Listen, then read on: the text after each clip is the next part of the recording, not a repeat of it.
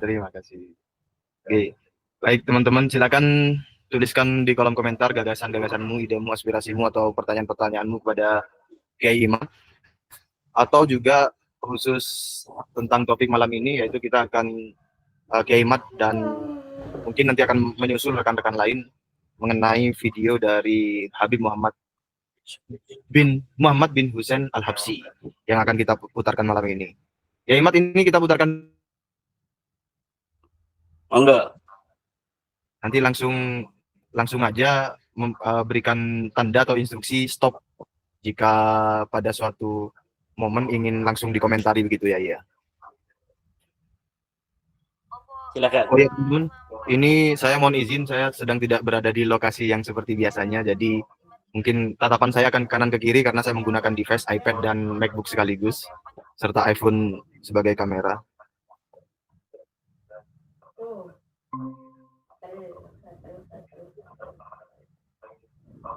Nah, ini video pertama yang akan kita putarkan, mari kita dengarkan bersama-sama.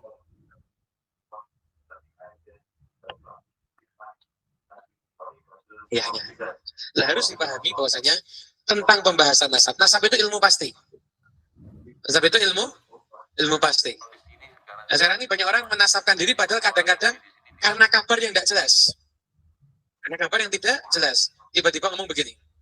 Saya ini keturunan Sunan Giri. Tuh, kok kamu bisa tahu? Iya.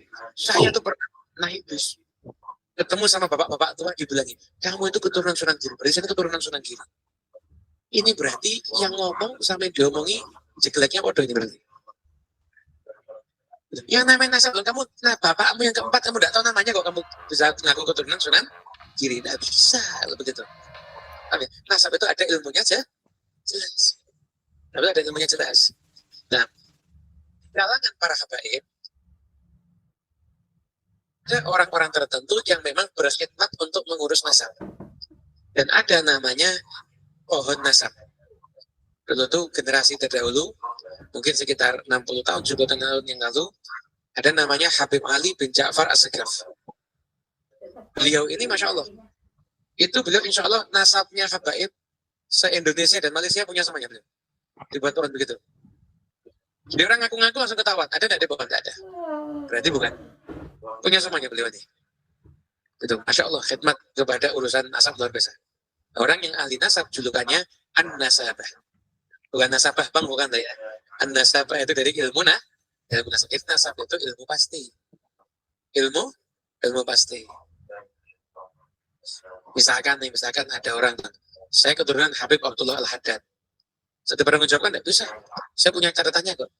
Saya punya ayah fulan, udah meninggal makamnya di sini. Saya lagi ini, udah meninggal makam sini. Lagi ini, orangnya di sini. Ada semua catatan itu. Sampai kepada Habib Abdullah bin Alwi, ada dicek, benar ada. Nasab itu ilmu pasti. Maka nggak bisa sembarangan orang menasabkan diri kepada yang bukan ayahnya. Apalagi kadang-kadang dapat nasab dari sumber yang tidak jelas. Ketemu orang tua, atau lagi duduk di pohon beringin, tiba-tiba ketemu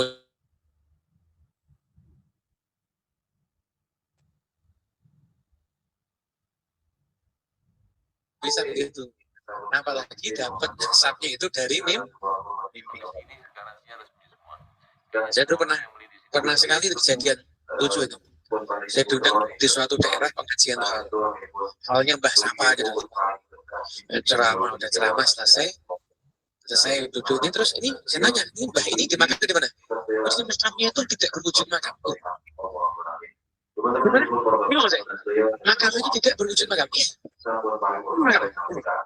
Beringin dan tahu. Kamu tahu dari mana wujudnya ada makamnya wali? Pernah ada orang ziarah ke sini? Sini ada apa? Ali. Mari kita cari nasab. Ketemu. Kita sambung-sambungkan ketemu. Saya ke Kiai Imat. Kiai Imat kurang lebihnya bisa menangkap ya Imat ya tentang poin-poin yang dijelaskan oleh Habib Muhammad Husain tersebut. Bagaimana ya Imat? Ya, saya bisa menangkap beberapa poin dari apa yang telah disampaikan oleh Balawi ini. Balawi Husain ya namanya. Bahwa yang pertama titik poin adalah tentang nasab itu adalah ilmu pasti. Yang kedua, bahwa background dari apa yang telah disampaikan oleh Balawi ini adalah bahwa ada orang yang mengaku bernasab kepada Sunan Giri. Yang kedua adalah tentang bagaimana para Balawi rapih di dalam mengurut dan mencatat silsilah. Jadi dari apa yang telah disampaikan oleh Balawi tadi, kita dapat menarik sebuah kesimpulan. Pertama, sebenarnya yang disampaikan untuk poin pertama, yaitu tentang bahwa nasab adalah ilmu pasti, ini di situ saya setuju. Karena nasab adalah merupakan bagian dari ilmu sejarah. Menurut sebagian para ahli, sejarah adalah termasuk di dalam ilmu pasti. Sebagian yang lainnya mengatakan bahwa sejarah bukan ilmu pasti. Dari perbedaan sudut pandang dua kutub ini sebenarnya muaranya sama.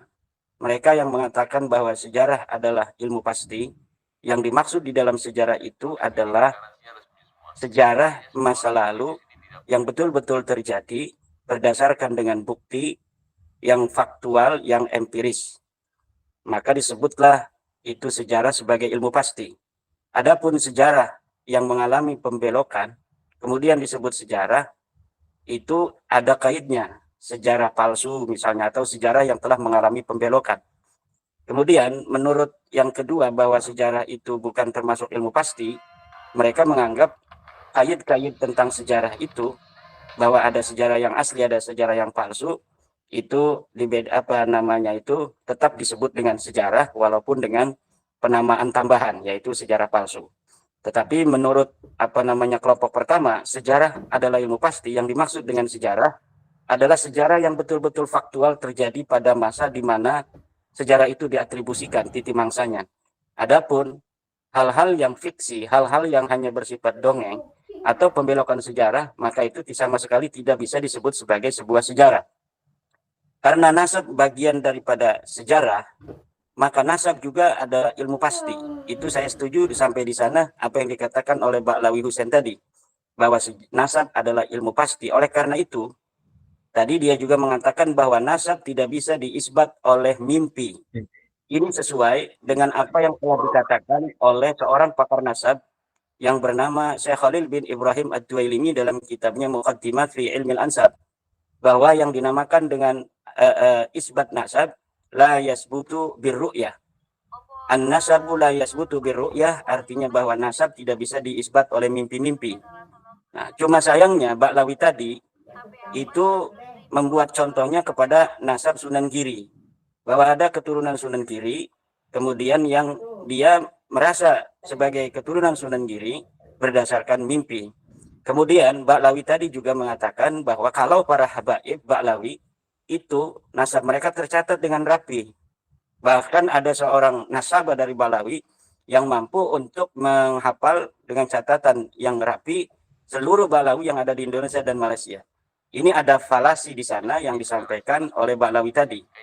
Ya, sebenarnya apa yang telah disampaikan oleh Ba'lawi tadi itu membentur kepada nasab Ba'lawi sendiri.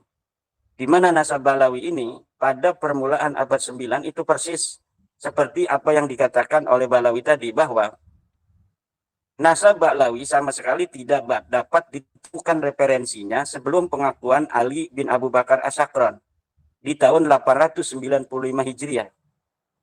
Kemudian di dalam kitab Al-Burqatul Musiqah banyak sekali riwayat. Salah satunya adalah riwayat bagaimana katanya seseorang bermimpi. Kemudian dalam mimpinya itu Rasulullah datang dan menitipkan Ba'lawi sebagai titipan keturunan dari Rasulullah. Maka yang disampaikan oleh Ba'lawi tadi, Husain Al-Muhdar Husain Al-Habsyi. Husain Al-Habsyi itu membentur atau mendobrak atau menghajar daripada nasab dia sendiri pada abad yang ke-9. Kemudian juga dalam kitab An-Nur Safir, Mas Rifki, itu ada sebuah riwayat di mana seorang yang bernama Syihabuddin Ahmad, yang Syihabuddin Ahmad ini ada di abad ke-10 Hijriah. Di dalam kitab An-Nur Safir itu diriwayatkan bahwa ketika dia masih mengalami keraguan tentang makam Ahmad bin Isa yang ada di Hadramaut, dia berada dalam keadaan tidak ingat. Ya. Kemudian Ahmad bin Isa datang kepadanya, kemudian dia bertanya kepada Ahmad bin Isa, apakah betul makammu itu yang ada di Hadramaut ini, wahai Ahmad bin Isa? Kemudian Ahmad bin Isa mengatakan, na'am. Dari situ kita dapat menarik sebuah benang merah antara apa yang diucapkan oleh Ba'alawi Husain Al-Habsyi tadi dengan riwayat-riwayat yang ada di dalam nasab Ba'alawi yang penuh dengan haluisme, yang penuh dengan nilai-nilai yang seperti yang dikatakan oleh dia. Satu sisi dia mengatakan bahwa nasab itu adalah ilmu pasti, di sisi lain banyak riwayat-riwayat di dalam tradisi literatur Ba'alawi yang mengatakan bahwa beberapa macam item-item sejarah kenasaban mereka itu diisbat oleh mimpi, walaupun itu di dalam Alkitab Al-Burqatul Musiqa secara empiris kita dapat melihat di dalam kitab itu nasab mereka itu mulai dibangun pada abad 9 itu. Tetapi nasab Ba'alawi ini nasab yang betul-betul keluar, yang betul-betul muncul, timbul di abad 9 itu.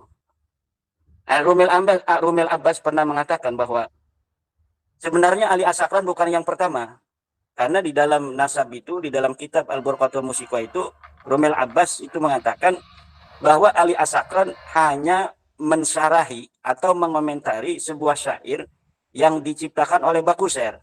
Rumel tidak tahu kalau Bakusher itu adalah temannya Ali As-Sakran itu sendiri. Bisa jadi puisi-puisi yang diciptakan oleh Bakusher itu adalah puisi pesanan dari Ali As-Sakran, karena dia masih hidup sama gitu. Dia adalah murid daripada pamannya Ali As-Sakran itu. Ya kalau misalnya orang yang hidup satu masa, kecilnya bareng, saya lagi bikin kitab nih Al-Burqatul Musiqa tentang nasab Ba'alawi. Coba tolong dong bikin puisi tentang nasab kami. Sehingga bukan hanya dari kami kalangan Ba'alawi yang mengisbat nasab kami, tetapi dari orang lain juga mengisbat. Itu bisa saja terjadi. Maka sejarah dan nasab itu jangan sampai masuk di dalam filsafat yang abstrak.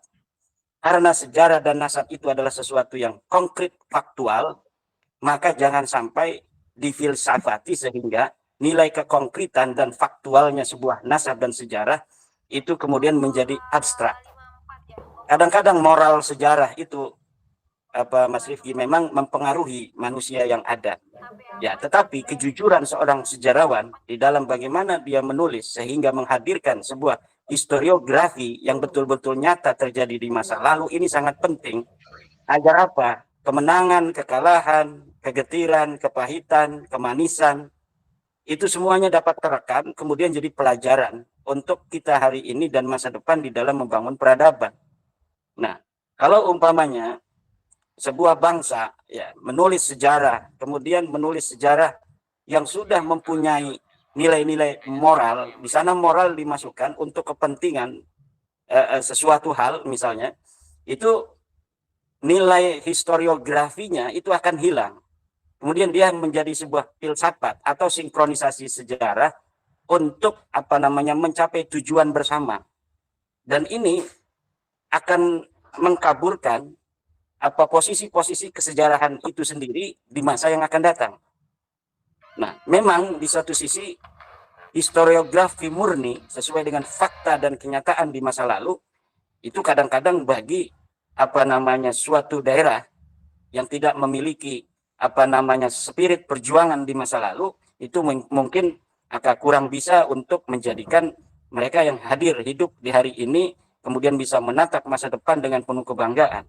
Nah, tetapi para pakar ini sedang mengadu teori. Apakah penting kita untuk menghadirkan sejarah apa adanya atau kita harus mengkolaborasikan sejarah dengan moral sejarah sehingga suatu sejarah yang tidak baik di masa lalu kemudian tidak menjadikan orang-orang yang terkait dengan kedaerahan sejarah itu terjadi, tidak menjadikan dia menjadi orang-orang yang inferior. Nah, kalau misalnya seperti daerah-daerah tertentu, ini sebut saja Banten misalnya, Mas Rifki, ini sebagai contoh saja. Yeah. Itu sejak 1800, di mana VOC itu kemudian bangkrut, kemudian Perancis, Belanda, kemudian betul-betul menjajah. Karena sebelumnya kan sejarah yang mengatakan kita dijajah 350 tahun itu tidak sesuai dengan fakta. Karena faktanya sejak kedatangan Cornelis de Houtman ke Banten pada tahun 1590-an itu, dia datang untuk pertama kali sebagai pedagang. Kemudian sampai 1800, dari mulai 1600 sekitar 200 tahun itu mereka hanya mengadu domba antara satu kerajaan dan kerajaan lainnya.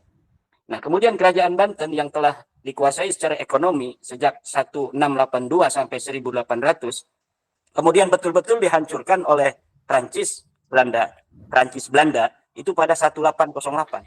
Sejak itu masyarakat Banten itu berontak karena dia telah merasa betul-betul dijajah. Maka baru beberapa tahun sejak keruntuhan daripada Kesultanan Banten 1808 dia diruntuhkan dengan perang dari Sultan Aliuddin yang memenggal kepala seorang Belanda yang bernama Peter de Puy. Kemudian disusul dengan Kiai Nuriman yang memberontak dari Pandeglang, disusul oleh Mas Jebeng, disusul oleh tahun berikutnya oleh Mas Jakaria, disusul tahun berikutnya oleh Cilegon, kemudian disusul lagi oleh Mimas Gampara, Mimas Melati. Kemudian setiap tahun sampai perang Cikande dan perang Caringin itu setiap waktu terjadi sebuah peperangan sampai 1926. Kemudian sampai sebelum merdeka. Maka moral sejarah masyarakat Banten yang anti penjajahan itu kemudian mengkristal sampai sekarang bahwa kita anti kepada penjajahan. Dan yang nilai-nilai seperti itu, sejarah yang secara faktual memang betul-betul terjadi di masa lalu, apabila kesejarahan itu kemudian dicatat apa adanya, itu tidak menjadi masalah, bahkan akan menjadi spirit yang sangat kuat bagi masyarakat untuk dia itu muncul sebagai manusia-manusia merdeka, manusia-manusia yang ingin menjadi manusia yang tidak ada dalam kendali orang lain. Tetapi kalau semacam Baklawi, ini kita sebenarnya mau ngomong Baklawi. Alhamdulillah ini sudah ada Kiai Haji Dr. Ubaidillah Tamam Al-Mutamakin. Assalamualaikum Kiai Dr. Ubaidillah.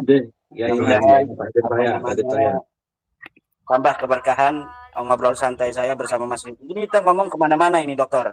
Kita tadi mengomentari seorang Balawi yang bicara tentang nasab tidak boleh diisbat oleh mimpi. Sementara di dalam literatur Balawi banyak sekali hal-hal yang terkait dengan mimpi-mimpi. Kemudian Balawi memberi contoh bahwa ada seorang yang mengaku keturunan Sunan Giri yang merasa dirinya keturunan Sunan Giri yang diisbat oleh hanya seorang kakek-kakek atau diisbat oleh mimpi-mimpi. Kemudian Balawi ini Pak Dokter mengatakan bahwa kalau nasabnya para Balawi ini dicatat dengan rapi. Bahkan di Indonesia ada seorang ahli nasab yang bisa untuk mendeteksi seluruh habaib Balawi yang asli dari Indonesia dan Malaysia. Saya kira ada beberapa hal tadi saya telah komentari ini agar Dr. Ubaidillah ini juga bisa untuk mengikuti obrolan kita di malam hari ini, bahwa omongan-omongan Balawi ini selalu falasi. Di sana ada hal-hal yang ia ingin sampaikan sebagai message. Yang pertama bahwa nasab Wali Songo itu acak-acakan. Yang kedua bahwa nasab Balawi itu rapi.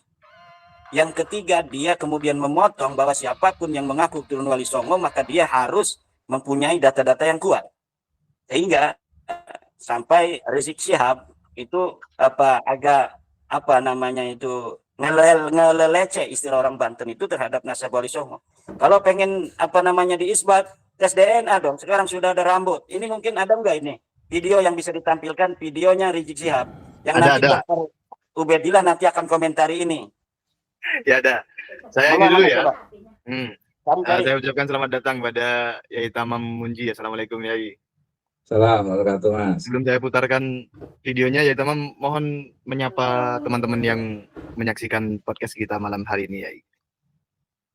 Oke, selamat malam teman-teman. Gerakan peradaban untuk anak negeri melawan sandungan peradaban Pak Alwi, dan takdim saya untuk Kiai Madi teman-teman, juga untuk Kiai Fuad dan pada Mas Rifki. Gitu aja Mas Rifki, sapaan saya Mas. Oke, Yai, terima kasih. Ini saya putarkan video siapa namanya ya, Imam Unyil.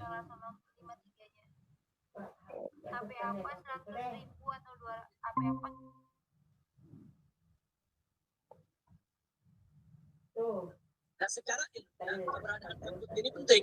Jadi kalau ada yang menolak Muhammad itu hanya cerita khurafat, dengan adanya rambut itu bisa diperiksa gennya, DNA-nya bisa diperiksa. Bahkan itu juga bisa menjadi bukti bahwa setiap keturunan Nabi yang hidup pada hari ini pasti ada, yaitu unsur kesamaan DNA dengan DNA Nabi. Membuktikannya lewat rambut yang ditinggalkan oleh Nabi, saudara. Alhamdulillah. Jadi kalau Habib palsu ketahuan tuh kalau diperiksa. DNA Nabi kemana? Ada DNA-nya ke kalau mereka yakin rasa mereka benar, ya argumentasi loh. Pakai ilmu nasab, pakai ilmu sejarah, saudara. Nah, Raudhah Alawiyah bukan dengan caci maki, bukan dengan kebencian, tapi dengan kitab, dengan argumentasi, dengan bukti yang menunjukkan kalau mereka bersambung ke wali songo, saudara, perkara syariat. Buktinya apa? Walaupun walad zina secara biologis dia anak, tapi secara syariat dia diakui. Nasab itu diakui bin fulan, bin fulan, bin fulan, bin fulan. Domainnya domain syariat. Legal hukumnya dalam pandangan syariat adalah fikih. Fikih menentukan turuk isbatin nasab. Nah, maka sekarang apa ya? Dibikin mulah batin belakangan ini dengan digaung-gaungkannya soal tes DNA. Saya nggak mau bahas soal secara saintifik. Saya bukan ahli sains. Khusus saya S1 saya di Al-Ahqaf jurusan syariat, bidang saya syariat. Saya mondok dulu di Dalwa, bidang saya syariat. Saya bukan sains bidang saya, ya. Tapi saya pengen baca ada horor.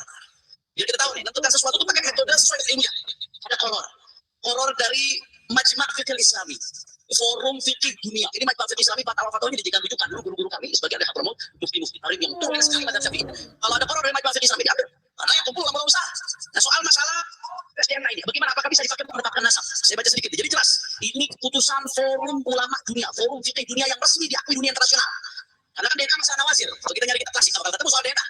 Di sini setelah dilakukan penelitian bukan hanya sekedar usul masail. Jadi ada penelitian lapangan, penelitian saintifik, kemudian dipanggil ahli-ahli, ahli genetik, ahli kedokteran, ahli-ahli untuk dimintakan pendapat.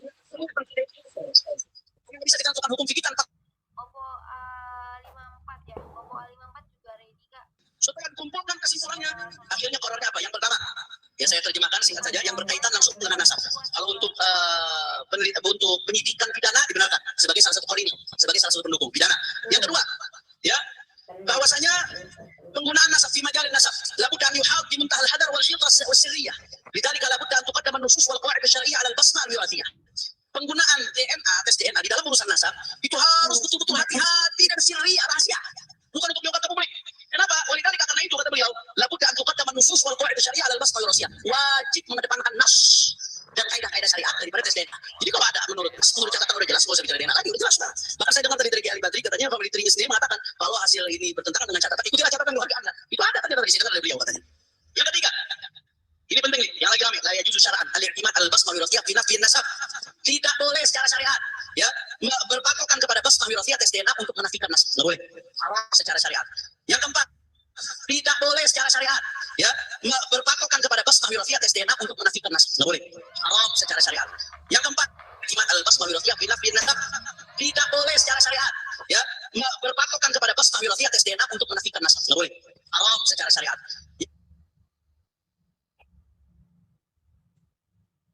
Nah, saya kira cukup sampai di situ video dari Imam Unyil dan mantunya ya tentang tes DNA itu.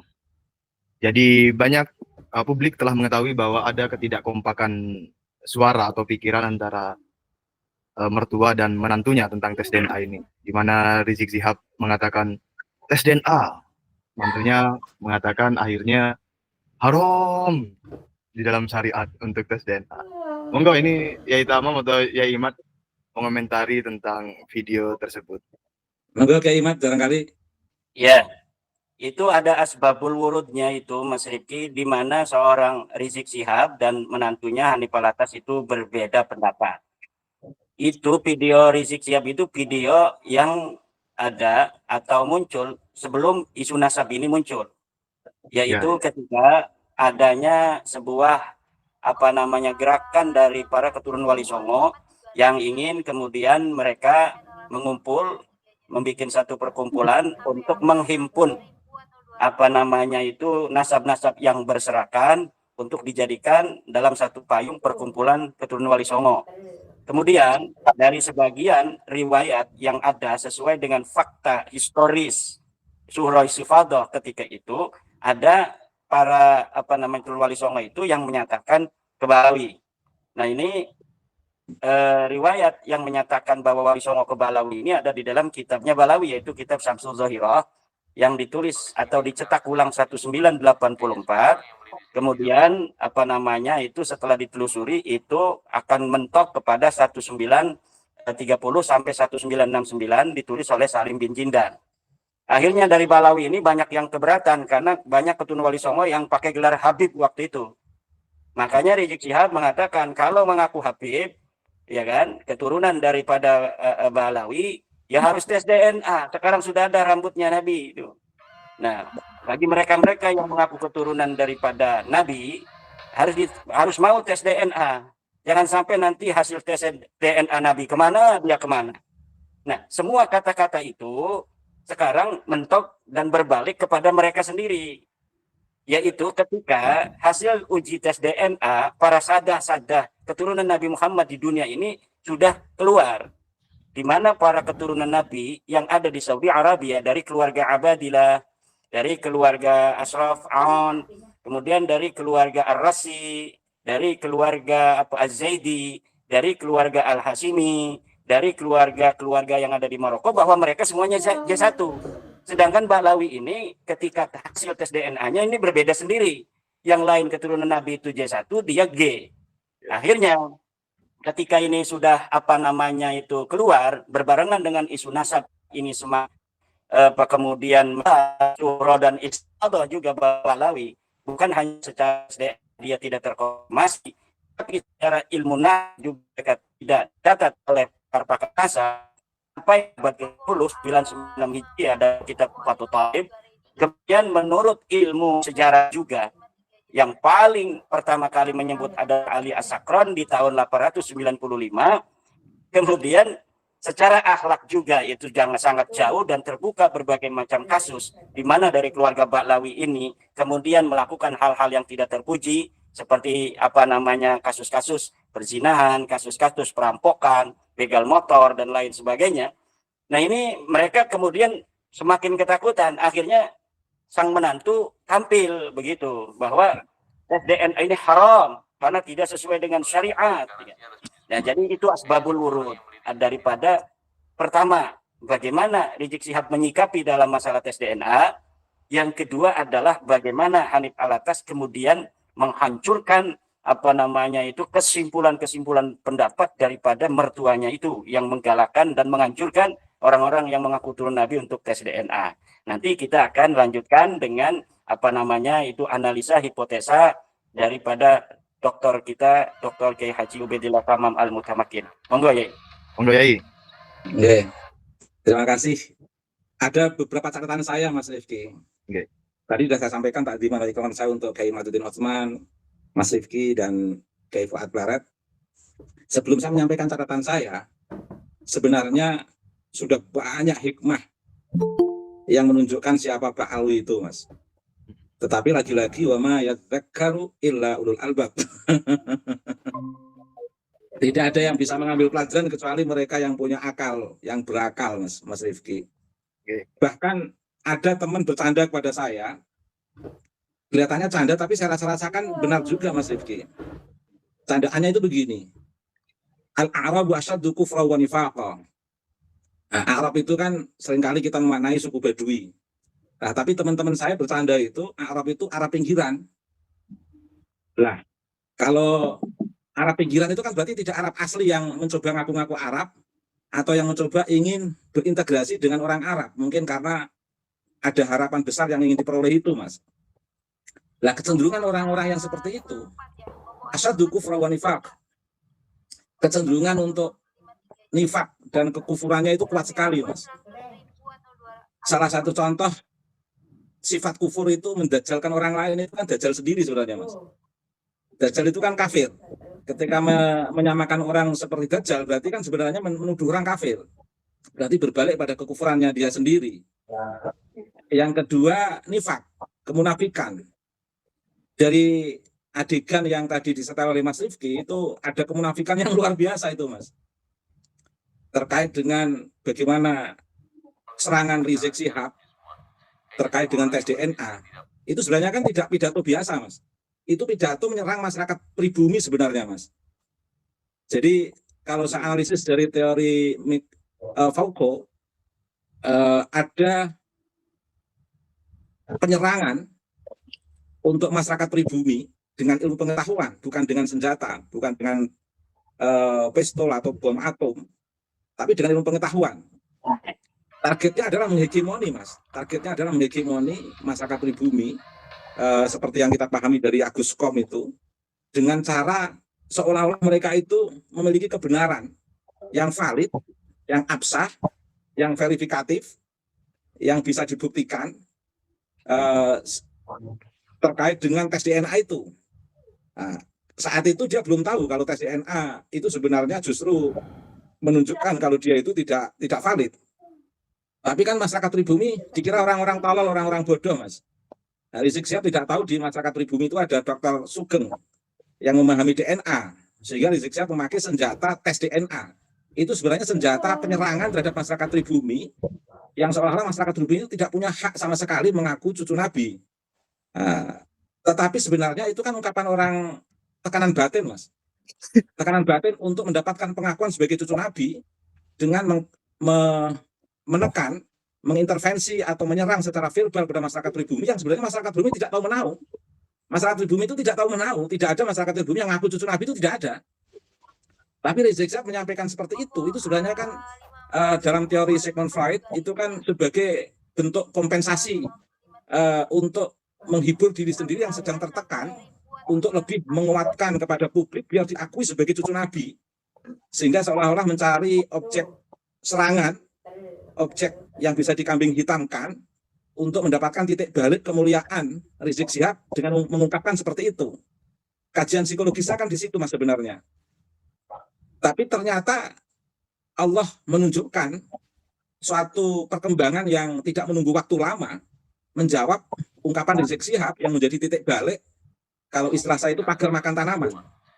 Yang diandalkan Rizik Syihab tes DNA untuk membangun hegemoni di hadapan masyarakat pribumi, seolah-olah dia itu valid dalam konteks tes DNA, valid dalam konteks catatan, valid dalam konteks sejarah, valid dalam konteks argumentasi bahwa dia itu nasab yang terkonfirmasi ke Nabi. Ternyata gagal semua, dibalik oleh Allah dalam waktu yang sangat singkat. Tapi yang bisa memahami ini kan wa ma yadzakkaru illa ulul albab. Tidak ada yang bisa mengambil pelajaran ini semua kecuali orang-orang yang mau berpikir, Mas. Apalagi mungkin nggak mau berpikir sampai seperti ini, Mas.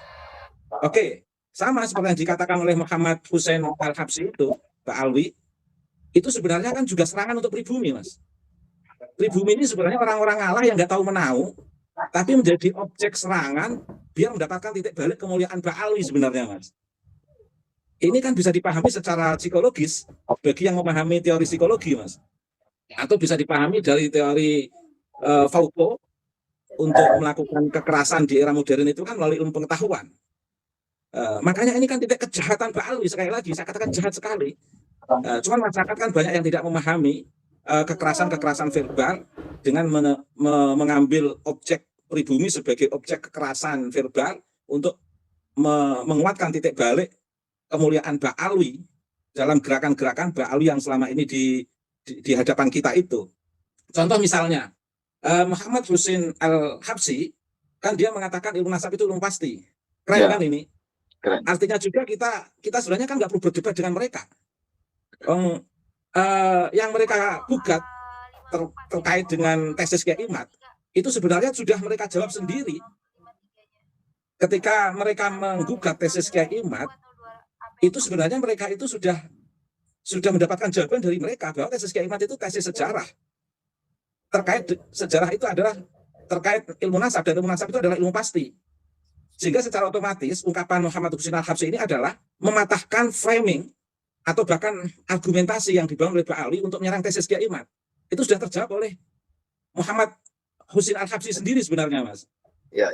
Sehingga Kiai Imad nggak perlu capek-capek, Gus Aziz Jazuli nggak perlu capek-capek, itu sebenarnya sudah mereka patahkan sendiri sebenarnya. Nah, ini lagi-lagi harus dipahami bahwa Muhammad Hussein Al-Habsyi itu sebenarnya sedang melakukan kekerasan verbal, penyerangan terhadap masyarakat pribumi sebagai objek kekerasan verbal untuk mendapatkan titik balik kemuliaan Ba'alwi dalam bahasa saya, Mas. Di mana itu bisa dirasakan? Di contoh yang dibuat oleh Muhammad Hussein Al-Habsyi. dia mengatakan nasab ilmu pasti. Tapi kemudian yang nggak enak, contohnya itu Wali Songo, Sunan Giri, Sunan Bonang, atau Sunan Kalijogo. Ini kan nggak enak. Seolah-olah masyarakat pribumi itu suka ngaku-ngaku nasab. Lah memang Wali Songo keluarga kamu, Wali Songo itu nasabnya pribumi. Ini kan menunjukkan ketololan yang luar biasa Muhammad Husin Al-Habsyi ini, Mas. Lah, tes DNA-nya sudah berbeda, G sama O itu berbeda. Nah, dari tes DNA sendiri ini sebenarnya mereka sudah harusnya beristighfar. Karena Wali Songo yang diakui sebagai keluarga mereka, bahkan dijadikan senjata mereka untuk menghantam pribumi secara verbal, melakukan kekerasan terhadap pribumi sebagai objek kekerasan, untuk mendapatkan kemuliaan mereka, seolah-olah nasab mereka itu adalah pasti, yang telah mereka tata sarapi, dan memasukkan Wali Songo sebagai bagian daripada mereka. Ini kan sebenarnya Mbak Alwi sedang melakukan kekerasan. Cuman bedanya, Muhammad Husin Al-Habsyi melakukan kekerasan verbal dengan bahasa yang lembut. Bahar Smith melakukan kekerasan verbal dengan bahasa yang kasar. Sama-sama melakukan penyerangan. Jadi saya tegaskan di sosial media ini, Mbak Alwi sedang melakukan penyerangan terhadap masyarakat pribumi dengan berbagai versinya masing-masing. Ada versi Muhammad Habsyi, ada versi Bahar Smith, ada versi Rizik Syihab. Dan itu nyata. Apa? Lutfi bin Yahya masuk enggak? Sudah Mas Rifki sebutkan, jadi saya nggak perlu menyebutkan, Mas. Ya, kita mau bisa aja. Kira-kira itulah deret-deret hitungannya, Mas. Nah, secara teori yang dikatakan Rizik Syihab tentang perlunya tes DNA, dikatakan oleh Muhammad Husin Al-Habsyi, secara teori benar, betul. Nah, ketika itu dikatakan betul, itu kan menunjukkan sempurna kepalsuan mereka. Karena mereka setelah munculnya tesis Kiai Imad, nampak mereka betul-betul tidak punya data itu, Mas. Jadi kedustaannya itu betul-betul nampak di situ. Kemudian ini yang menarik, Mas. Hanif itu saya kira bisa membaca kitab, tapi nggak paham arah fikih, Mas. Selalu mengaitkan nasab dengan nusus gimana itu. Saya selalu mengulang-ulang. Silahkan dibuka kitab Al-Ahkam karya Imam Qarafi, bahwa nusus itu tidak ada hubungannya dengan waqa'ih. Jadi ada aturan bermadhab itu terkait dengan syar'iyah, taklifiyah, syar'iyah, wad'iyah. Dan itu kaitannya dengan nas. Tapi kalau kaitannya dengan waqa'ih, fakta sejarah, itu nggak ada hubungannya dengan nusus. Lah, tadi dikatakan Muhammad Husin Al-Habsyi bahwa ilmu nasab itu ilmu pasti. Berarti itu tidak ada hubungannya dengan nas. Nah, jika ilmu nasab itu ilmu pasti, maka tidak perlu ijma ulama. Karena tidak ada kaitannya dengan istihad. Nah, ijma ulama itu kan dilatar belakangi adanya istihad yang di situ saling berbenturan antara ulama satu ulama lain, yang dikhawatirkan nanti timbul tidak maslahat di kalangan umat, maka masing-masing ulama yang memiliki istihad yang berbeda-beda itu bisa dikumpulkan untuk melakukan ijma. Dan ini hubungannya dengan syar'iyah, taklifiyah, syar'iyah, wad'iyah. Hubungannya dengan nas, hubungannya dengan aturan bermadhab. Sementara nasab itu adalah fakta historis yang berhubungan dengan waqa'ih. Tidak ada hubungannya dengan madhab, Mas. Nah, di situ tadi saya sangat mentertawakan Hanif yang mengaitkan antara ilmu nasab dengan nas. Itu betul-betul atau dia belum membaca kitab Imam Qarafi terkait dengan batasan bermadhab itu, Mas. Di halaman 190 sampai 200 itu, Mas. Kemudian ini sama bicara tentang nasab itu kayak menata kursi di ruangan itu loh, Mas. Masa mau menata kursi untuk kegiatan seminar harus konsultasi dengan ulama, harus istihad dulu, harus cari dalilnya dulu. Kan itu fakta historis. Masa mau menunjuk warna ini warna kuning, hijau atau biru atau merah, masa harus isbat ijma ulama dulu? Kan tidak enak. Mau misalnya ada banjir, bagaimana melakukan evakuasi terhadap masyarakat yang kebanjiran, masa harus melakukan ijma ulama dulu, Mas? Ini kan jadi lucu semuanya. Dan sebenarnya tanpa disadari, Muhammad Husin Al-Habsyi, Rizik Syihab itu sudah menjawab gugatan-gugatan Mbak Alwi terhadap tesis Kiai Imad. Jadi sebenarnya Kiai Imad itu tinggal kipas-kipas duduk di kursi santai aja, Mas. Karena gugatan dan framing Mbak Alwi itu sudah dijawab oleh mereka sendiri sebenarnya. Itu aja, Mas, sebagai pengantar awal. Masih banyak yang ingin saya sampaikan. Terima kasih, Mas. Ya, baik, terima kasih Yai Tamam. Ini kita kehadiran Gus Aziz Jazuli, cuma ini bukan Aziz Jazuli yang kemarin ngeyel ke Dr. Sugeng Sugiharto ya. Itu Aziz Jazuli yang kloningan itu, karena kan di Balwi suka yang kloningan begitu. Ini yang asli nih yang hadir, Gus Aziz Jazuli yang asli. Kemarin itu ada Gus itu Kibin tuh ngeyel tapi ya tetap kita layani lah. Gus Aziz, ini kurang lebih Gus Aziz kan sudah tahu ya 2 video yang kita tayangkan ya. Pertama tadi video dari Habib Muhammad bin Husain Al-Habsyi. Itu sebagai informasi pada teman-teman yang menyaksikan, itu video saya lihat itu 4 tahun yang lalu ceramah itu. Dan beliau menjadi perwakilan DPP Robito Alawiyah ketika seminar nasab di Robito Alawiyah di 7 September yang lalu. Jadi beliau itu bagian dari Robito Alawiyah. Itu poin penting juga tuh untuk diingat-ingat bahwa beliau adalah bagian dari Robito Alawiyah yang mengatakan ilmu nasab itu ilmu pasti. Kalau dapat nasabnya dari mimpi ya enggak bisa. Kira-kira begitu ya. Kemudian nasab Habib dicatat dengan rapi. Kemudian makamnya itu tidak berwujud makam. Lalu tahu dari mana itu makam wali atau makam tidak fiktif gitu. Oh ini karena sudah ada yang menziarahi. Dan beliau menolak itu. Kemudian beliau menyinggung di ceramah itu tentang haul fiktif. Kemudian memfiktifkan makam. Kemudian makam yang fiktif itu kemudian dipropagandakan. Begitu. Kemudian ziarahlah ke yang jelas gitu. Ini kemudian video yang kedua tentang tes DNA. Gus Aziz Jazuli pasti tahu lah. Pertikaian antara mertua dan menantu. Ini dari sampai sejauh ini Gus Aziz Jazuli, kira-kira apa yang mau Gus Jazuli tambahkan atau ungkapkan? Dipersilakan Gus Aziz. Nah, terima kasih Gus Rifki. Assalamualaikum. Salam tadim untuk Kiai Haji Imaduddin Usman Al-Bantani, Kiai Haji Ubaidillah, bukan Balawi tapi ini mah. Gus Rifki dan juga admin Gus Waada, Kang Din. Assalamualaikum semuanya. Mungkin dari penyampaian statement yang disampaikan oleh Al-Mukarram Kiai Haji Imaduddin juga Al-Mukarram Kiai Haji Ubaidillah itu sudah saya rasa sudah cukup dan sudah sangat lengkap. Saya simak dari awal. Hanya saja begini, tambahan saya bahwa saya akan membacakan atau mengutip beberapa karya dari Habib-Habib Bahlawi, misalkan seperti Al-Masyaur Rawi ya, yang memang dalam buku ini ditulis oleh Habib Muhammad bin Abu Bakar Asyili, salah satu ulama dari kalangan Bahlawi, ulama sejarah dari kalangan Bahlawi yang hidup pada abad ke-11 Hijriah. Dan juga ada sebuah kitab yang berjudul Al-Fawaidus Saniyah, karya dari Ahmad bin Hasan Al-Haddad. Terkait tentang nasab, jadi sebenarnya isi dari kedua kitab tersebut ketika membicarakan tentang nasab Bahlawi, beliau-beliau ini menggambarkan dan mengilustrasikan bagaimana luar biasanya nasab Bahlawi yang sudah diijma oleh para ulama dari semenjak zaman dulu, dan klaim itu memang sudah dari awal ya, dan itu bisa dilihat dalam kitabnya Habib Ali bin Abu Bakar As-Sakran itu sendiri. Namun itu hanya sekedar klaim yang tidak bisa dibuktikan dengan bukti apapun.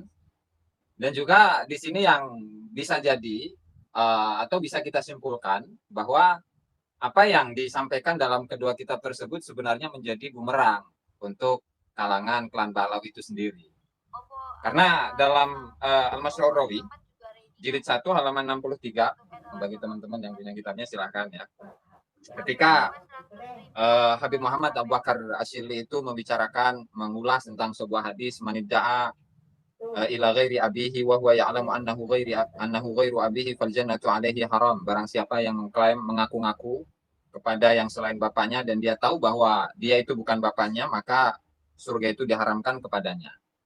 Kemudian wa min huna tawaqqafa jama'atun 'anid dukhuli fil intisabi thubutan wa nafyan. Sehingga di sini banyak dari golongan ulama itu tidak mau masuk atau tawakuf, diam untuk tidak mau memasuki untuk menasabkan diri kepada Rasulullah Shallallahu Alaihi Wasallam baik secara isbat atau nafi, baik untuk menetapkan nasab atau menafikan nasab.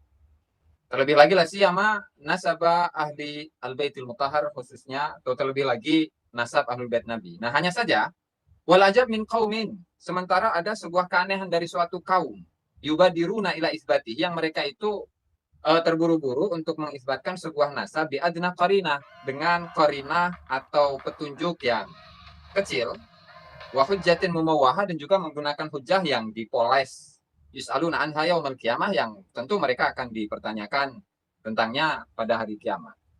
Nah, artinya di sini ada sebuah kesimpulannya, statement yang disampaikan dalam kitab ini, bahwa dengan adanya sedikit qarinah, sedikit dalil, sedikit bukti, itu tidak bisa menjadikan sebuah nasab itu sabit, tersambung kepada Rasulullah Shallallahu Alaihi Wasallam. Nah, lalu bagaimana ketika dikaitkan dengan yang dilakukan oleh Habib Ali bin Abu Bakar As-Sakron yang menemukan sebuah teks di dalam kitab As-Suluk fi Tabaqatil Ulama wal Muluk, yaitu nasabnya seorang ulama yang bernama Imam Abdul Hasan Ali bin Muhammad bin Jadid. Lalu kemudian lantaran leluhurnya itu bernama Ubaidillah dan leluhurnya Ali As-Sakron itu bernama Ubaid.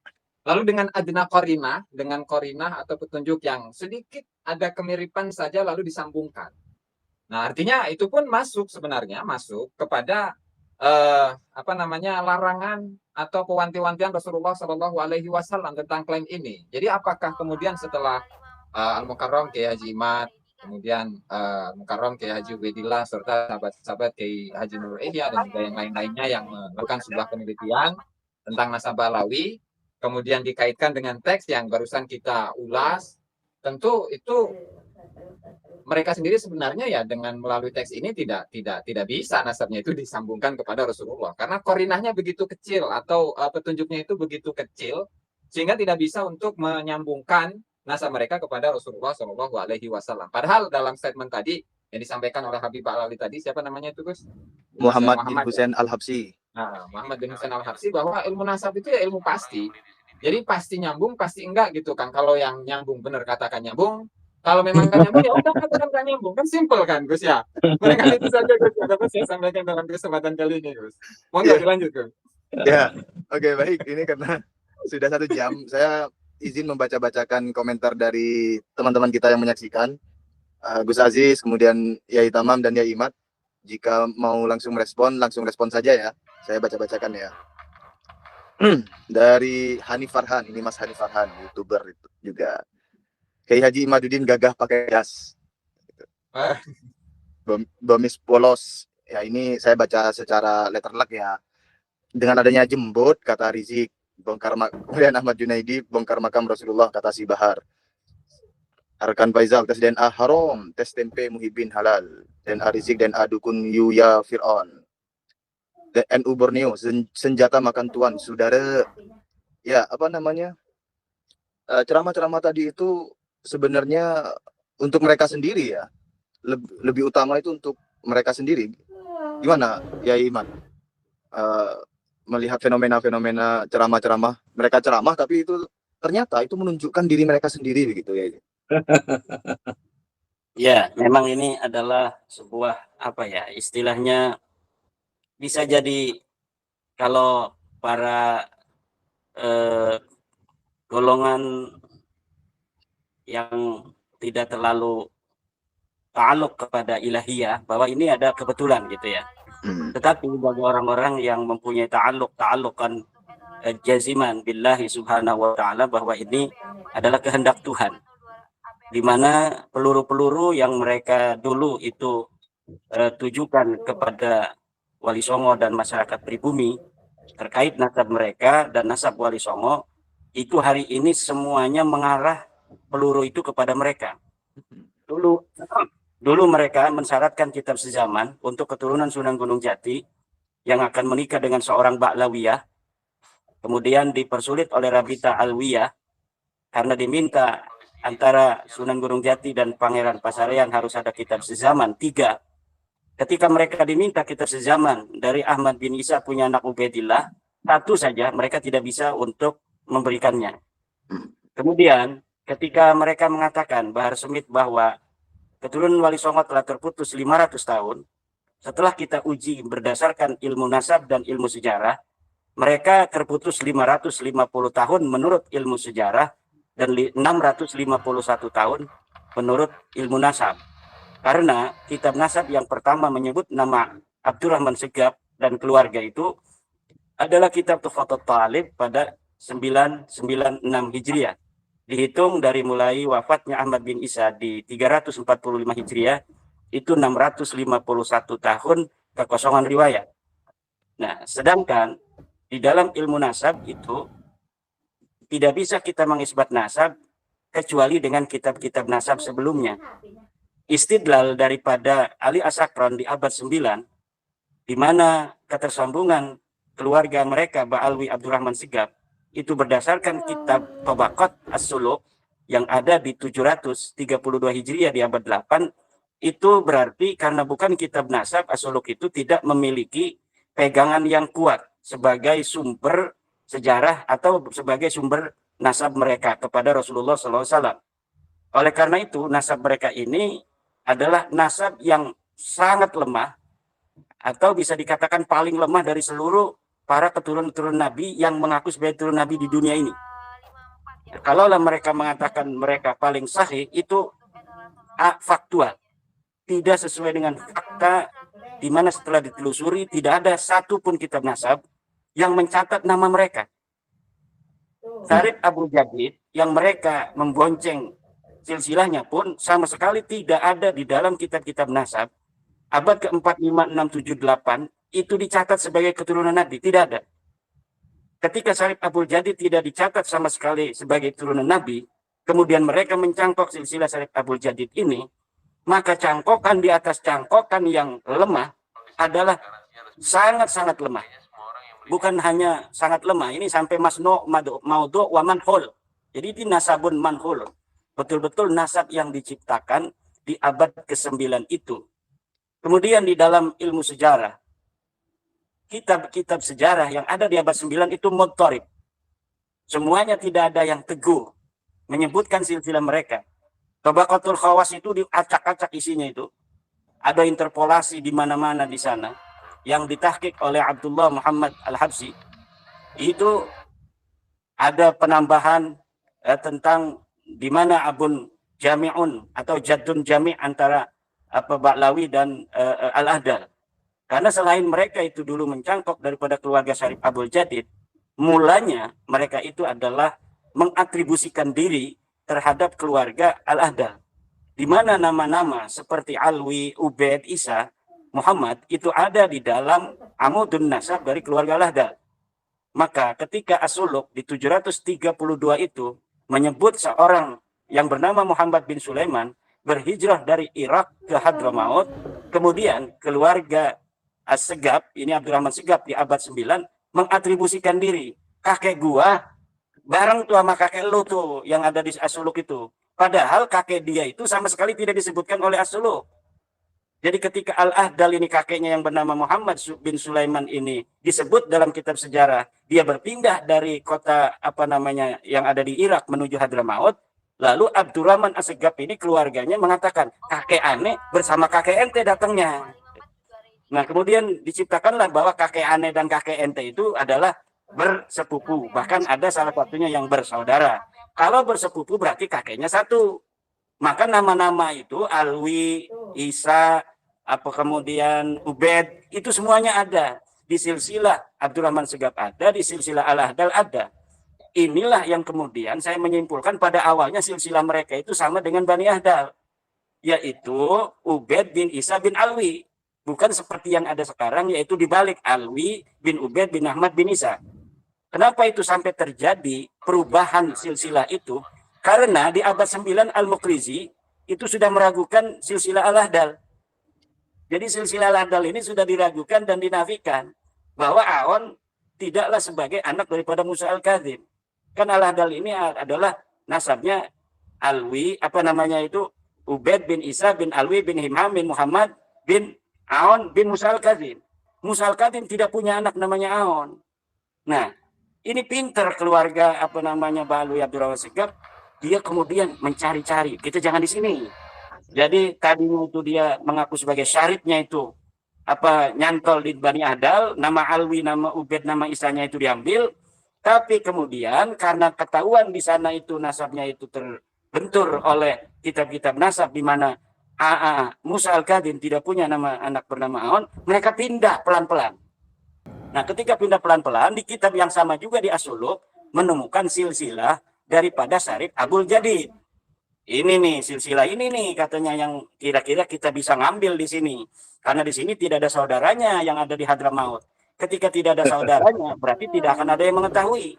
Nah, disitulah kemudian mulai di abad 9 ini itu terjadi dinamika antara keluarga Al-Ahdal dan keluarga Ba'alawi sampai kemudian terbentuklah dengan sendiri Ali As-Sakran ini menulis secara formal dan secara sudah jaziman, tidak ittirab lagi, bahwa nasab mereka bukan lagi dengan Al-Ahdal, tetapi nasab mereka sekarang adalah ke Syarif Abdul Jadid. Lalu bagaimana caranya supaya mereka ini bisa nyangkol bahwa Syarif Abdul Jadid punya kakek namanya Jadid, Jadid ini punya adik namanya Alwi. Padahal Alwi ini sama sekali tidak ada dalam kitab As-Suluk. Sama seperti kakek mereka ketika diatribusikan datang bareng bersama kakeknya Al-Ahdal, Muhammad bin Sulaiman. Kemudian kakek mereka ini dikatakan bareng sama hijrahnya dengan kakeknya Al-Ahdal. Padahal kakeknya Balawi ini sama sekali tidak ada di dalam As-Suluk. Jadi semuanya itu saling cangkok-mencangkok. Kemudian di abad 9, karena mereka juga punya pengikut, ada yang punya murid. Muridnya ini memperkuat.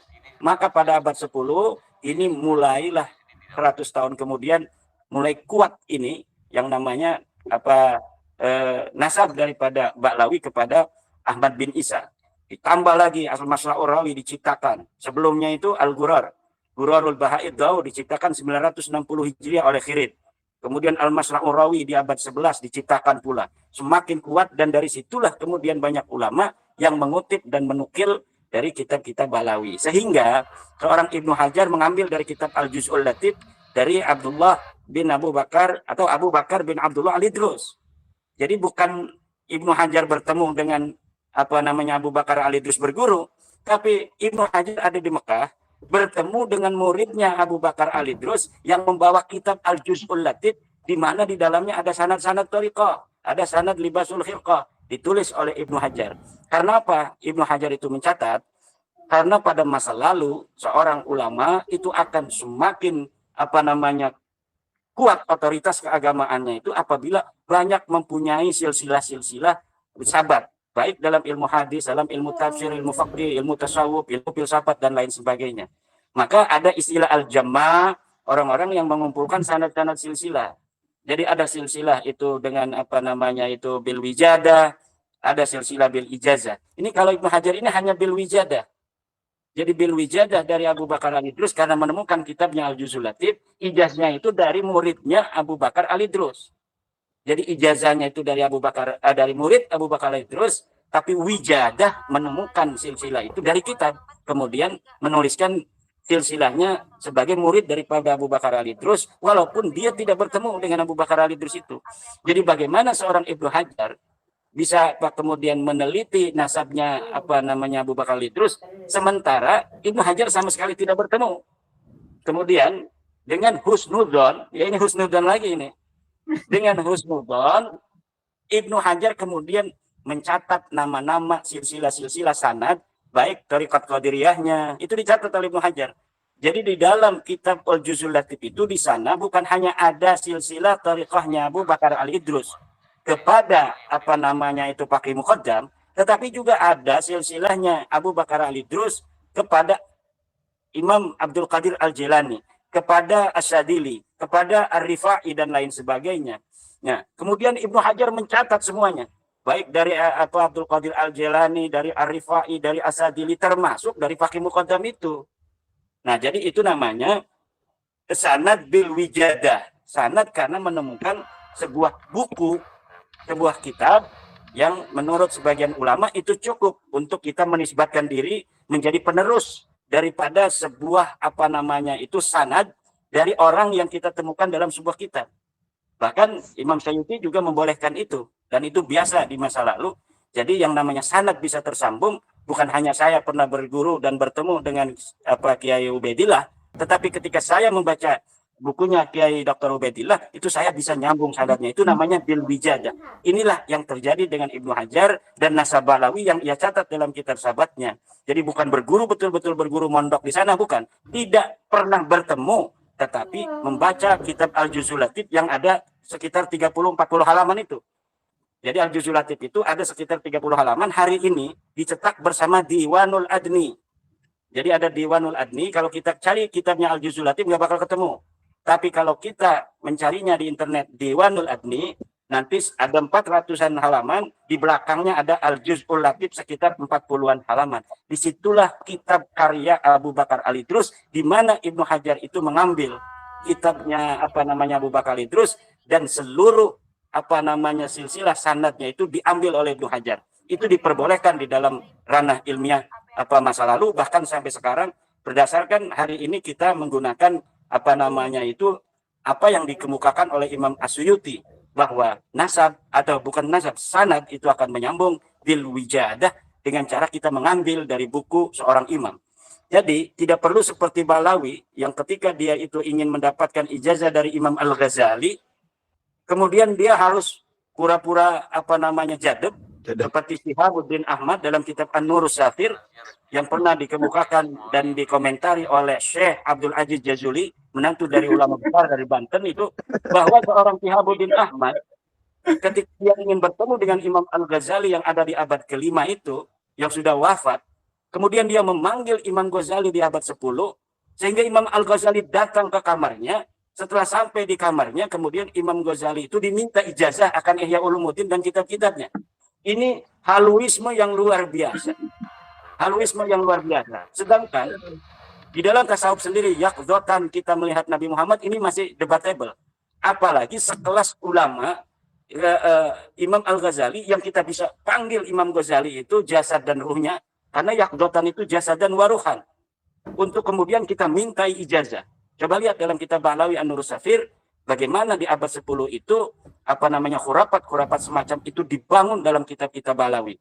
Dan kalau kita umpamanya membaca kitab Balawi, baik Al-Burqatul Musiqah, kemudian Al-Juz'ul Latif, kemudian kitab Gurarul Baha'id Daw 960 Hijriah, kemudian Al-Masra'ul Rawi, kemudian Al-Manhajus Sawi, Syarhul Ainiyah, dan lain sebagainya, itu separuh dari apa yang ada di situ. Kalau tidak bicara nasab, bicara khurafat. Hanya yang saya baca Abdullah bin Ali Al-Haddad, ini yang kitab-kitabnya ini sunyi dari iddia itu. Maka saya kemudian ada suudzon, tidak husnudon kepada kitabnya Abdullah bin Ali Al-Haddad. Jangan-jangan ini Abdullah bin Ali Al-Haddad ini bukan Balawi. Kenapa? Karena metodologi dia di dalam mengarang kitab ini begitu indah, tidak sama dengan kitab-kitabnya Balawi. Kalau kitab-kitab Balawi, pasti ada sisipan-sisipan nasab dan ta'ali alal akharin. Ada mengunggulkan nasabnya, itu ada. Sampai di kitab Bughyatul Mustarsidin, itu ada nasyummu minhu raihata ta'ali alal ghair. Itu sampai di kitab Bughyah, sampai kita fikih. Tapi ketika kita membaca Risalatul Mu'awana, An-Nasaikh ad-Diniyah, Ad-Da'watut Tamah, ini rasa kita tidak menemukan itu. Maka saya jadi, jangan-jangan ini bukan Balawi gitu. Ya. Karena Al-Haddad itu, di Yaman itu ada Al-Haddad dari San'a, ada Al-Haddad Al-Yafi'i, ada Al-Haddad Ba'alawi.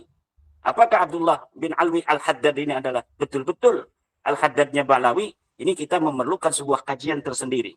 Karena saya menjadi curiga dengan keindahan daripada kitab Abdullah bin Ali Al-Haddad, mencurigai bahwa dia bukan Balawi. Kenapa? Karena trennya tidak sama dengan kitab-kitab Balawi. Coba lihat kitab Al-Burqatul Musiqah, Dr.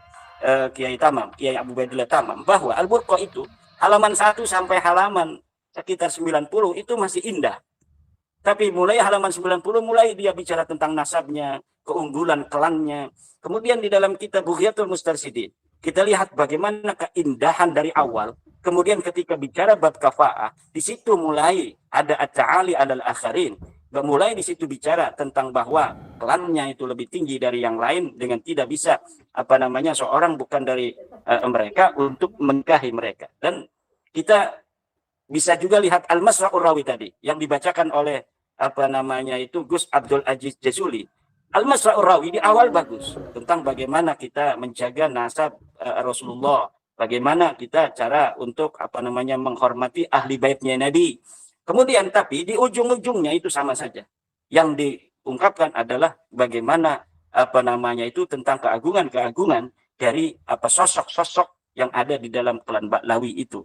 Dan ini pola semacam ini itu lazim di dalam kitab-kitab Ba'lawi yang saya tidak temukan dalam kitab-kitab Abdullah bin Alwi Al-Haddad. Sehingga saya memiliki kecurigaan tersendiri. Jangan-jangan ini Syekh Abdullah bin Ali Al-Haddad bukan seorang Ba'lawi. Tetapi ini baru asumsi yang memerlukan kajian tersendiri. Dari ini mungkin nanti Gus Ajus Jazuli yang ahli dalam menelusuri kitab-kitab ini untuk apa namanya itu dengan clue begini, dengan clue-nya itu Gus Abdul Aziz. Di dalam tradisi literatur Balawi, Abdullah bin Ali Al-Haddad ini adalah seorang yang buta sejak kecil karena dia kena penyakit cacar. Jadi sejak orok dia sudah kena penyakit cacar, kemudian dia buta. Nah, apakah betul seorang yang buta kemudian sejak kecil kemudian dia bisa menulis kitab yang begitu indah, yang begitu banyak? Nah, kan orang yang tidak bisa melihat mempunyai keterbatasan. Dia harus menulis, dia harus ibyadat, dia harus iswaddat kitab-kitab itu kan. Dari mulai masih muswaddah, kemudian bagaimana ditabyid sebuah kitab. Kan ini memerlukan sebuah keahlian yang memerlukan sebuah indera untuk membantunya. Apakah orang yang punya keterbatasan tidak bisa melihat itu dapat melakukan hal-hal semacam itu? Itu satu. Yang kita perlu juga untuk meneliti, jangan sampai hal-hal yang telah kemudian diyakini itu, ketika ada hal-hal yang janggal kemudian kita biarkan begitu saja. Ya, ini tugas baru ini pada Gus Aziz Jazuli. Ini tantangan dari saya, Gus Aziz Jazuli untuk meneliti. Pertama menelitinya begini Gus Aziz, Al-Haddad itu banyak di Yaman, ada Al-Haddad di Son'a, keluarga Al-Haddad di Son'a, ada keluarga Al-Haddad Al-Yafi'i, dan Al-Haddad Ba'alawi ini yang baru muncul di abad ke-10 Hijriah. Sebelumnya, lihat di dalam kitab-kitab Tabaqat, itu Al-Haddad itu adalah Al-Yafi'i. Ada banyak ulama-ulama dari marga Al-Haddad Al-Yafi'i yang muncul di Yaman pada abad-abad sebelum abad ke-9. Nah, kemudian di Son'a juga muncul Al-Haddad. Al-Haddad itu artinya tukang pandai besi gitu ya. Nah, kemudian Gus Aziz Jazuli nanti menelusuri Al-Haddad yang ada di abad sebelumnya, kemudian dikonstruksikan hipotesanya di abad 10. Siapa saja yang ada di abad 10? Orang yang bernama Abdullah bin Alwi. Kita bukan menuduh, tetapi saya memiliki pola di dalam membaca kitab-kitab Balawi. Ini kitabnya Abdullah bin Al-Haddad, terutama Risalatul Mu'awana An-Nasaikh Ad-Diniyah, Ad-Da'watut Tammah, ini memiliki pola yang berbeda dari kebanyakan Balawi. Terima kasih. Ya, baik, terima kasih. Mungkin saya ada yang mau respon, monggo. Ya, jadi memang seperti yang disampaikan oleh Al-Mukarram, guru kita semua, Kiai Haji Madudin Usman Al-Bantani, untuk kitab-kitab yang disusun oleh Imam Al-Haddad, misalkan An-Nasaikh Ad-Diniyah, Risalatul Mu'awanah, dan seterusnya, itu memang dalam kitab-kitab tersebut tidak menonjolkan kenasaban ya. Nah, hanya saja untuk di beberapa kitab-kitab seperti Majmu' Kalamnya Habib Abdullah Al-Haddad, begitu juga yang dikutip oleh cucunya, yaitu Habib Ahmad bin Hasan Al-Haddad, dalam kitabnya Al-Fawaidus Saniyah, itu pun sama, mengunggulkan kenasaban beliau. Bahkan ketika membicarakan mengenai Thariqah, bahwa Thariqah Ba'alawi itu aqwamut turuq as-sufiyah gitu. Thariqah yang paling lurus dari Thariqah sufi yang ada. Artinya memang ada perbedaannya di antara katakanlah silsilah kitabnya Imam Al-Haddad dengan Majmu' Kalam serta beberapa kutipan-kutipan yang disalin, yang dikutip oleh cucunya yaitu Ahmad bin Hasan Al-Haddad, dan itu bisa ditelusuri di dalam Al-Fawaidus Saniyah. Itu satu. Nah, kemudian yang kedua, untuk kebiasaan atau tradisi yang biasa dilakukan dan ditulis oleh para penulis-penulis biografi dari Habib Abdullah bin Ali Al-Haddad itu biasanya muridnya yang membaca, kemudian gurunya yang menyimak. Nah, setelah itu terkumpullah pengetahuan-pengetahuan di dalam pemikirannya tokoh tersebut, kemudian beliau mengimlakkan atau mendikte yang kemudian kitab tersebut menjadi sebuah kitab seperti An-Nasaikh Ad-Diniyah, Risalatul Mu'awanah ataupun yang lain. Nah, untuk kabilah-kabilah seperti Al-Haddad nanti insya Allah nyusul ya. Ya, sebentar, sebelum Bapak saya bisa berikan gambaran begini. Jadi kalau kitab-kitab yang diatribusikan terhadap Abdullah bin Ali Al-Haddad itu bisa jadi memang karangan dia, bisa jadi juga bukan. Jadi begini, jadi ada pola-pola di dalam cara orang untuk menuju sebuah kesimpulan atau ada tujuan tertentu di dalam sebuah mindset pemikiran, di dalam perspektif menuju tujuan tertentu itu kadang-kadang membuat kitab palsu yang diatribusikan pada tokoh yang besar. Itu ada pola-pola begitu. Makanya ketika Tasbitul Fuad ya, yang dikarang oleh murid daripada Abdul Haddad itu kan luar biasa berbedanya genrenya dengan kitab Risalatul Muawanah. Itu saya tidak percaya bahwa itu kalam-kalam daripada Abdul Haddad. Begitu pula majmu' kalamnya itu tadi yang dalam Al-Fawaidus Saniyah dan sebagainya, itu kita tidak boleh mentah-mentah untuk mengambil bahwa itu karangan daripada atau kalam dari Abdullah bin Alwi Al-Haddad. Itu catatan untuk menjadi sebuah renungan ketika nanti Gus Aziz Jazuli ingin menelusuri siapa Abdullah bin Alwi Al-Haddad, sehingga polanya di dalam menulis kitab itu berbeda gitu. Makasih. Ya, baik, terima kasih. Terima kasih Yai Imad dan Gus Aziz. Itu menarik itu. Berarti ada hal baru yang akan kita telusuri, yaitu tentang Abdullah Al-Haddad. Ini saya bacakan dulu ya sebelum ke Yai Tamam. Yai Imad, mohon kiranya berkenan memberikan pencerahan terkait rungkatnya nasab Ba'lawi di wilayah kami di Tangerang Kota, karena di wilayah kami masih menjadi pusat mukribin, Sukron. Kemudian ya itu. Kemudian ini sebentar ya. Tadi itu ada. Jadi gini intinya Yai Tamam. Ilmu nasab itu ilmu husnudon menurut PBNU. Gimana Yai Tamam? Adakah komentar tentang komentar tersebut Yai Tamam? Oke, mancingnya terlalu pinter ini Mas Rifki. Baik Mas Rifki, saya ingin mengawali pengantar sebelum menjawab pertanyaan Mas Rifki. Ya. Jadi jelas apa yang disampaikan oleh Al-Mukarram Kiai Ahmaduddin Utsman dan Kiai Gus Jazuli. Habib itu berkedok di balik nusus, isbat ulama, ijma ulama, dan karya-karya ulama pasca glorifikasi dan interpolasi abad 9. Itu luar biasa masifnya itu Mas Rifki. Dan yang kedua, saya kira para Habib itu sebelum ada tesis Kiai Imad itu serius. Keputusan dan simpulannya itu bahwa ilmu nasab itu ilmu pasti. Pertanyaannya jadi saya balik. Kalau para Habib sebelum ada tesis, mereka betul-betul mempunyai satu hipotesis bahwa ilmu nasab itu ilmu pasti, saya kira pertanyaan Mas Rifki terkait dengan Gus Yahya itu tidak perlu kenceng-kenceng husnudzonnya, Mas. Lah yang di husnudzon ini sudah menyimpulkan ilmu nasab ilmu pasti, masa yang di luar masih husnudzon terus, Mas? Jadi para habaib ini Robito, ini kan Muhammad Husin Al-Habsyi ini kan pengurus Robito, Mas. Ya. Pengurus Robito sudah punya kesimpulan ilmu nasab ilmu pasti.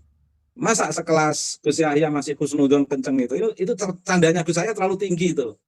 Terlalu tanda tingkat tinggi. Tapi tandanya orang pintar itu kan jadi serius, Mas. Sama tandanya Gus Yahya membiarkan Kiai Imad dalam tanda kutip di PAW oleh pengurus LBMNO. Dipecat itu ya, kan, itu kan tanda tingkat tinggi itu. Jadi kelihatannya serius. Tapi memang ini Mas Rifki, ada dua analisis saya.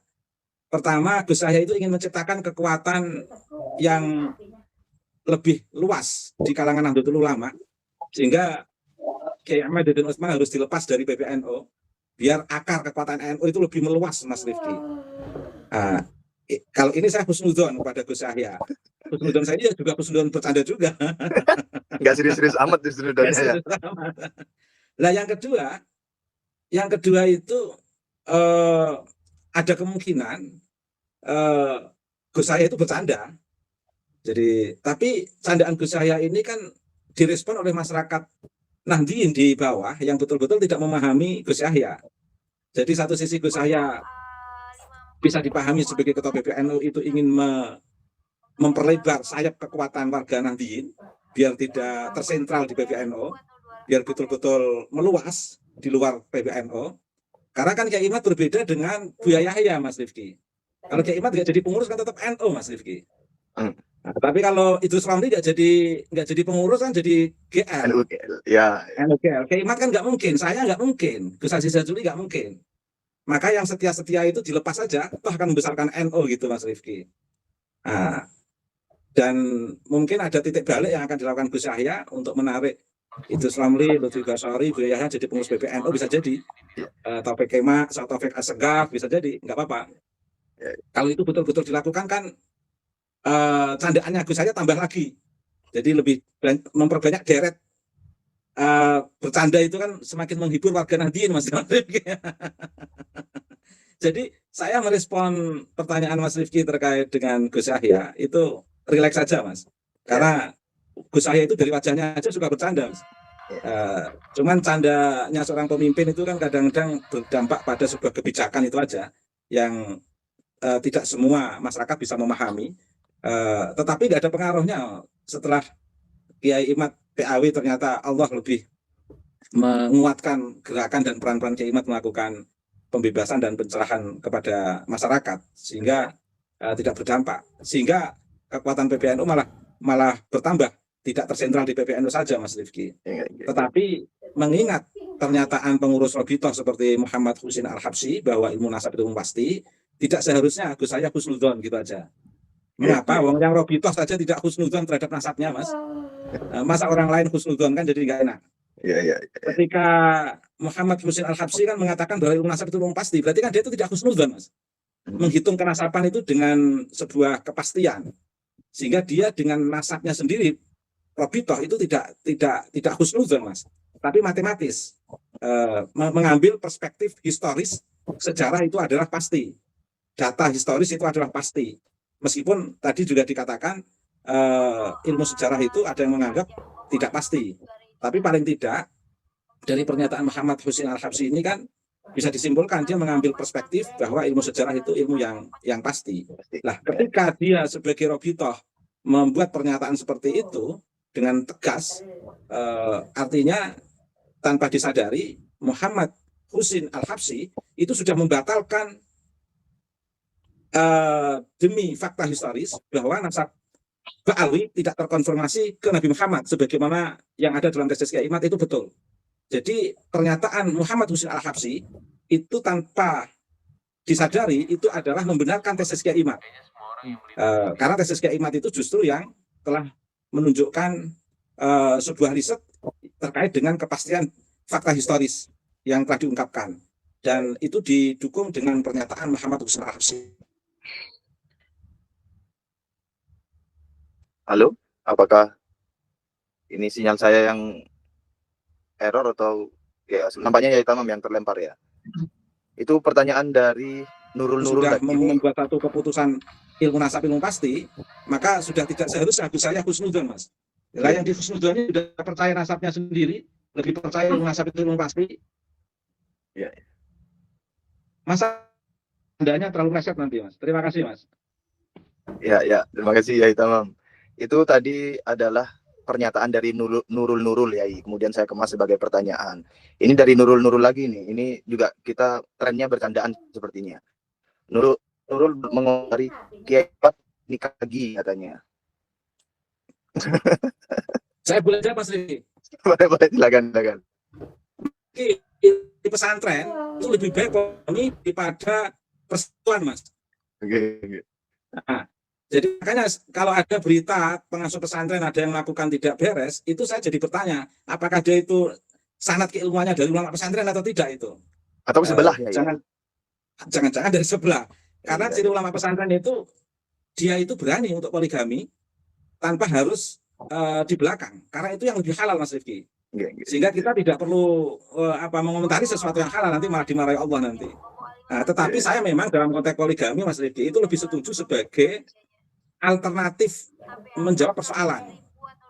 Alternatif menjawab persoalan, bukan semata-mata poligami, apalagi langsung disandarkan kepada sunnah Nabi, saya nggak setuju. Tapi poligami menjawab persoalan. Tetapi itu lebih fair dilakukan oleh para kiai pesantren, jujur, daripada ada beberapa kasus yang kita saksikan, saya nggak perlu menampakkan karena nanti kaitannya dengan Qadhaf, daripada di belakang ngumpet-ngumpet.